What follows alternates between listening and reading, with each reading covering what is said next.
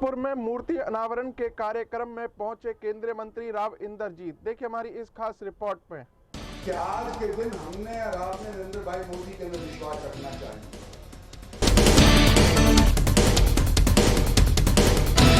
लेकिन मोटी मोटी जो है वो तो यही है, टैक्स वाली है जो मार पड़ेगी गाँव पे।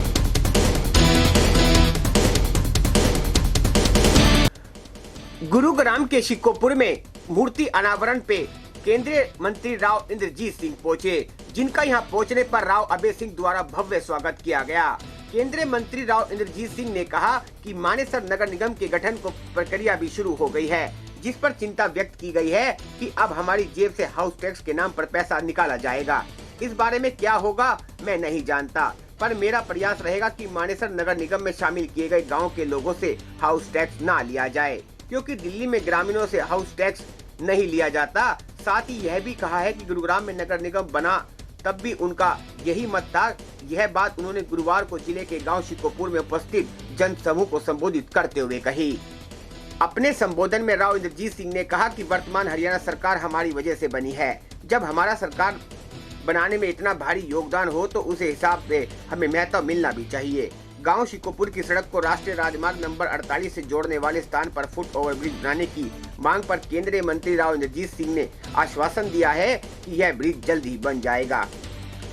गांव में ही स्थित कृषि विज्ञान केंद्र के बारे में केंद्रीय मंत्री राव इंद्रजीत सिंह ने कहा कि उनके पिता राव वीरेंद्र सिंह ने केंद्रीय कृषि मंत्री रहते हुए उस समय यह केंद्र बनवाया था। अगर आपने अभी तक हमारा चैनल सब्सक्राइब नहीं किया तो अभी सब्सक्राइब करें और बेल आइकॉन को क्लिक करके हमारी लेटेस्ट वीडियोस के बारे में अपडेट जानें। और उनकी धर्मपत्नी नंद कौर के लिए आज के दिन अभय सिंह मेरा पुराना साथी मुझे बुला रहा है, तो मैं नहीं जाऊंगा तो अर्जुन सिंह जी के लिए भी, मेरे पिताजी के लिए भी ये एक अपमान होगा कि मैं वहां नहीं पहुंचा। तो मैं आज इनके बुलावे के ऊपर, इनके कुनबे के बुलावे के ऊपर आज के दिन आप लोगों के बीच के अंदर उपस्थित हुआ।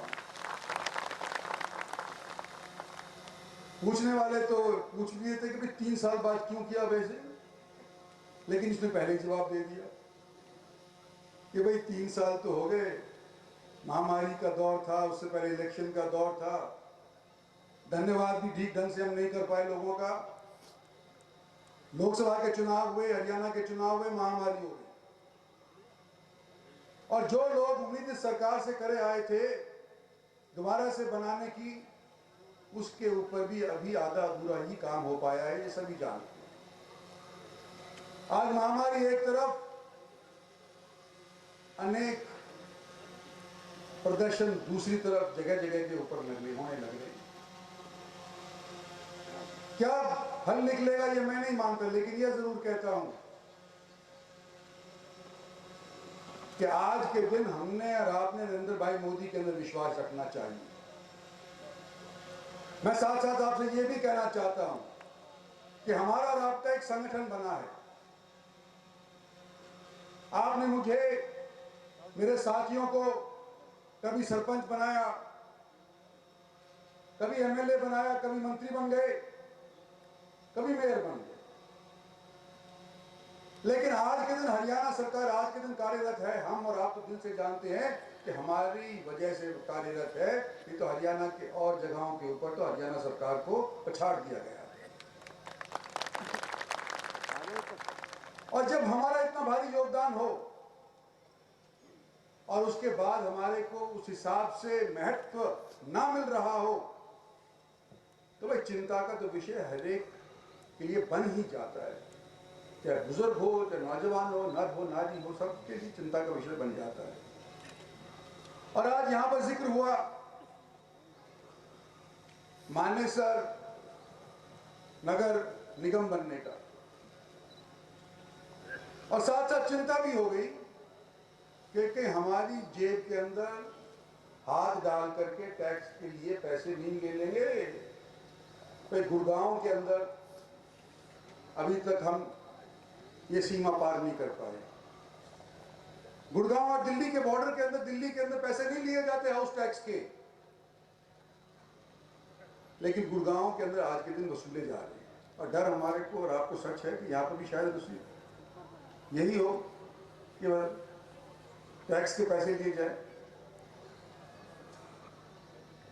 क्या होगा क्या नहीं होगा ये तो मैं नहीं कह सकता, लेकिन भाई मेरा प्रयास गुड़गांव के लिए भी वही था और आपके लिए भी यही रहेगा कि हाउस टैक्स के पैसे गांव वालों से नहीं लेने चाहिए। अब कार्यक्रम आप देख रहे हैं, हमारी माता श्री का मूर्ति का अनावरण था, और क्या कार्यक्रम है, यही कार्यक्रम है।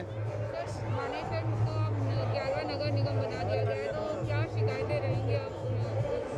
अभी शिकायतें तो पता चलेगा धीरे धीरे, लेकिन मोटी मोटी जो है वो तो यही है, टैक्स वाली है जो मार पड़ेगी गाँव पे।